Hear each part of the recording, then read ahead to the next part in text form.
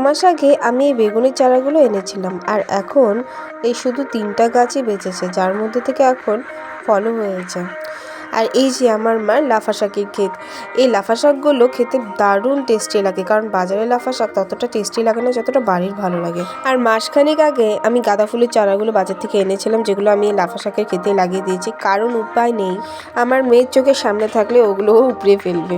তো হ্যালো বন্ধুরা, আমি সবিতা, দিয়ার দুনিয়া চ্যানেলে তোমাদেরকে জানাই অনেক অনেক স্বাগত। আশা করি তোমরা সবাই ভালো আছো, আর আমিও ভালো আছি। আর আজকে থাম্বনেলটা দেখেই তোমরা বুঝতে পারছো যে আজকে ভিডিওটা কি হতে চলেছে।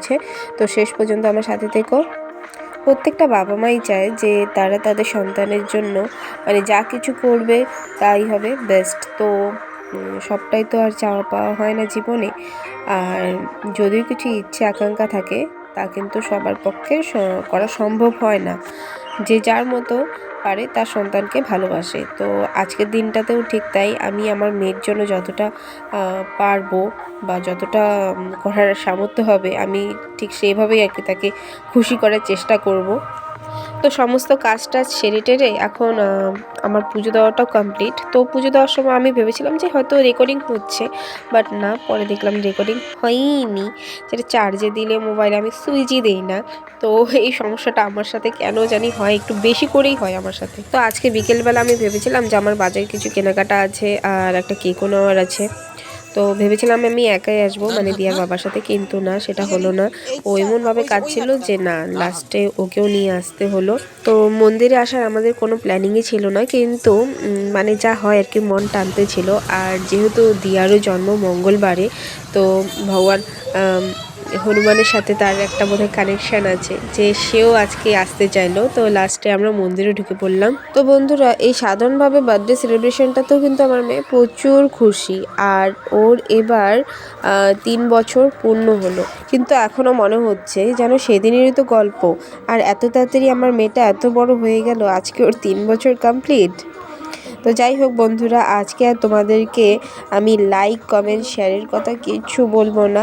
আমি জাস্ট চাই তোমরা আমার মেয়েকে আশীর্বাদ করো, ওর জন্য প্রে করো, ও যেন একটা ভালো মানুষও হতে পারে। কারণ ভবিষ্যতে কে কী হবে না হবে সেটা কোনো বলা যায় না, বা সেটা তার ব্যক্তিগত ব্যাপার, যে সে বড় হয়ে কী হবে। কিন্তু আমার কাছে বড় হওয়া মানে হলো যে সে যেন একটা বড় হয়ে ভালো মানুষও হতে পারে। কারণ মানুষ, ভালো মানুষের মতো মানুষ হওয়াটাই সবচেয়ে বড় কথা, তাই না?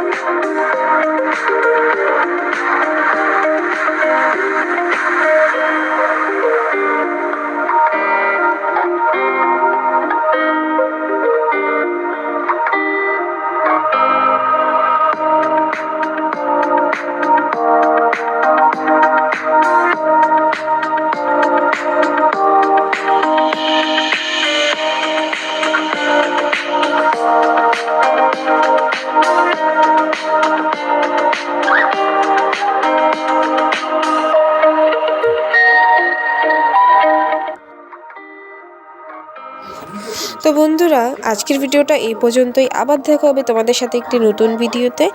আর আজকের ভিডিওটা দেখার জন্য অনেক অনেক ধন্যবাদ। তোমরা ভালো থেকো, সুস্থ থেকো। তো বন্ধুরা, টাটা, বাই।